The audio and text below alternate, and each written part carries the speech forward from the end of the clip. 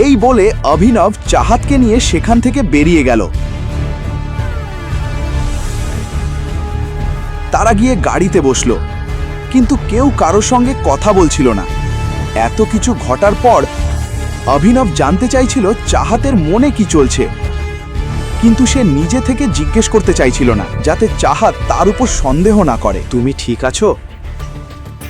তোমার মুড আর লাঞ্চ দুটোই নষ্ট করে ফেলেছি, সরি। চাইলে আমরা অন্য কোথাও গিয়ে খেতে পারি। ওকে, আমি পুরো দিনই ফ্রি। এটা শুনে অভিনব গাড়ি ঘুরিয়ে আরেকটা হোটেলের দিকে নিয়ে গেল। কিছুক্ষণ পর সে হোটেলের সামনেই গাড়ি থামালো। অভিনব উপরের বোর্ডের দিকে তাকিয়ে চাহাতকে নিয়ে ভেতরে ঢুকল। অভিনব জানত এই হোটেলটা দিকপালের, আর দিকপাল হোটেলের পাশাপাশি বিশাল একটা মাফিয়া গ্রুপ চালায়। যেমন টাইগার নামটা মাফিয়া ওয়ার্ল্ডে বড় ছিল, ঠিক তেমনই দিকপালের নামও যথেষ্ট বড়। টাইগারের মতোই দিকপালেরও প্রচুর টাকা আর ব্যবসা ছিল। অনেকভাবে তারা একে অপরের শত্রু ছিল। অভিনবের মনে হচ্ছিল এখানে হয়তো তার সঙ্গে দিকপালের দেখা হয়ে যেতে পারে। তো তুমি ঠিক করেছো যে তুমি তোমার সম্পর্কে কিছুই বলবে না?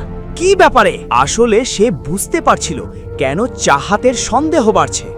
আরে বলো না, এত কি বড় সিক্রেট আছে? কি কি জানতে চাও? আমি তোমাকেই জিজ্ঞেস করছি, তোমাকে নিয়েই তো জিজ্ঞেস করবো, তাই না? আমার বলার মতো কিছুই নেই, বলে অভিনব চারদিকে তাকাতে লাগলো চাহাতকে এড়ানোর জন্য। এই সময়ে দিকপাল বসের নাম শুধু গুড়গাঁওয়ে না, পুরো ভারতেই ছড়িয়ে আছে। টাইগার যখন থেকেই মার্কেট থেকে গায়েব, টাইগারের নামও গায়েব। তখনই তার চোখ পড়ল কয়েকজন লোকের ওপর, যারা নিজেদের মধ্যেই খুব সিরিয়াস আলোচনা করছিল। তারা টাইগারকে নিয়ে এমনভাবে কথা বলছিল কেন সে বুঝতে পারল না। বলো অভিনব, তুমি কি আমার কাছে কিছু লুকাচ্ছ?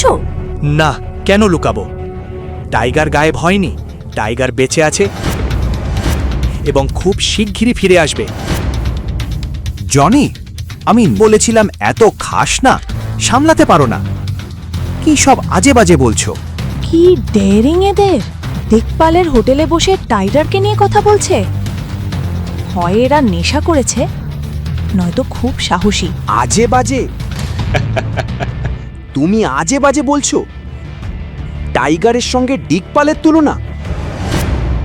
হুইস্কির সঙ্গে দেশি মদের তুলনা হয়? আমি বলছি টাইগার বেঁচে আছে এবং সে খুব তাড়াতাড়ি ফিরে আসবে। জনি নামের এই লোকটার কথা শুনে অভিনবের গায়ে কাঁটা দিল। সে জানতে চাইছিল জনি মিথ্যে হাওয়ায় কথা বলছে নাকি সত্যি কোনো তথ্য তার কাছে আছে। এরপর কি হতে চলেছে? অভিনব কি সত্যিটা জানতে পারবে? আর চাহাত কি অভিনবের মুখ থেকে সত্যি বের করে আনতে পারবে? কোনো এক কারণে চাহাতের মনে হচ্ছিল অভিনব তার কাছ থেকে কিছু লুকোচ্ছে। অন্যদের মতো সে অভিনবের পোশাক দেখে বিচার করছিল না, বরং তার চোখ ছিল অভিনবের মুখের দিকে। অভিনব, অভিনব, হ্যাঁ, তুমি কিছু বলছিলে? তুমি কি আমার বন্ধুকে মিথ্যে বলছো? কোন বন্ধু? অনন্যা। হ্যাঁ, অনন্যা। না, আমি কেন মিথ্যে বলবো ওকে? তেমন কিছু না। কিন্তু জানো চাহাত, আমার খুব ইম্পর্ট্যান্ট একটা কাজ আছে, আমাকে এখনই বেরোতে হবে। তুমি জানো তো আমি অনন্যার হাজব্যান্ড। আমি বাড়িতে একটু দেরি করে পৌঁছালেই সে আমায় মেরে ফেলবে। সন্দেহ করতে শুরু করে। সন্দেহ? ও তো তোমাকে পছন্দই করে না। তোমার কি আর কোনো মাথা ব্যথাই নেই? তাহলে কেন তোমার ওপর সন্দেহ করবে? হ্যাঁ জানি, কিন্তু তবুও আমাকে যেতে হবে। তোমাকে বাড়ি ছেড়ে আসবো। আবার কবে দেখা হবে? অভিনব কোনো উত্তর দিল না এবং চাহাতকে নিয়ে হোটেলের বাইরে বেরিয়ে এলো।